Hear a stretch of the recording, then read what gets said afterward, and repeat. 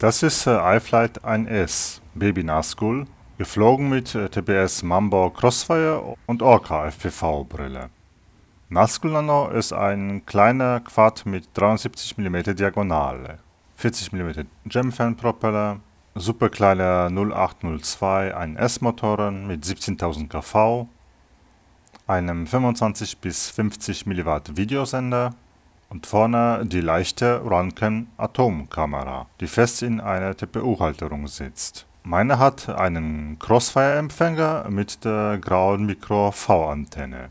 Hinten ein PH 2.0 Stecker, der aber nur die dünnen, in U gebogene Metallstifte hat. Optional gibt es einen iFlight 450 mAh Akku. Der 73 mm Baby Nazgul wiegt mit Crossfire-Empfänger knapp 28 Gramm. Bei dem ersten Flug fliegt sich der Baby Nazgul sehr gut und ist schön schnell mit dem 1S-Akku. Bei FPV-Fliegen stellt man aber schnell fest, dass die Akkuspannung sehr stark einsackt. Und das liegt definitiv an dem schlechten PH 2.0 Stecker, der nicht aus vollen Stiften ist. Also landen und ich baue hier einen BT 2.0 Stecker ein, der 9 Ampere durchlassen kann. Ich benutze jetzt einen GNB 520 mAh Akku mit einem BT2 Stecker. Und man merkt sofort beim Vollgas geben, dass hier die Akkuspannung stabil bleibt. Also sagt die Spannung nicht unter 3,4 Volt. Ich empfehle hier unbedingt einen BT 2.0 oder einen GNB 27 Stecker einzubauen. Oder zur Not einen PH 2.0 Stecker zu verwenden, der aber volle Stifte hat. Erst jetzt macht es Spaß, mit dem Baby Nazgul Freestyle zu fliegen. Die PID-Einstellungen sind sehr gut und der Baby Nazgul fliegt schneller und aggressiver als der 75 mm Flyvo Nano Baby, den ich schon mal getestet habe. Das Flugverhalten mit dem Baby Nazgul X-Frame finde ich auch sehr angenehm. Diese 73 mm Version mit den zwei Blattpropellern ist erkennbar schneller als die 65 mm Vorgängerversion mit den drei Blattpropellern.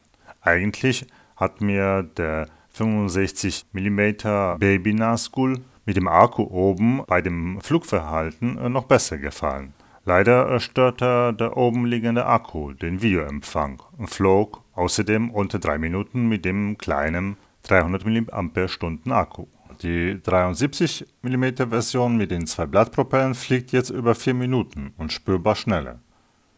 Das Bild der Runcam Atomkamera ist gut, aber besser würde mir hier eine KDX-ANT-Kamera gefallen. Der Videosender könnte etwas besseren Empfang haben. Bei 25 mW bekommt man hin und wieder Störungen, wenn man weiter weg fliegt. Aber am besten macht es Spaß, mit dem Baby Nazgul in einem kleinen Radius zu fliegen. Der Quad ist extrem wendig und so fliegt man leicht durch jede kleine Lücke. Der Onboard-FrSky-Empfänger ist eigentlich ausreichend für eine kleine Übungswiese. Außerdem spart man hier am Gewicht ohne einen externen Empfänger.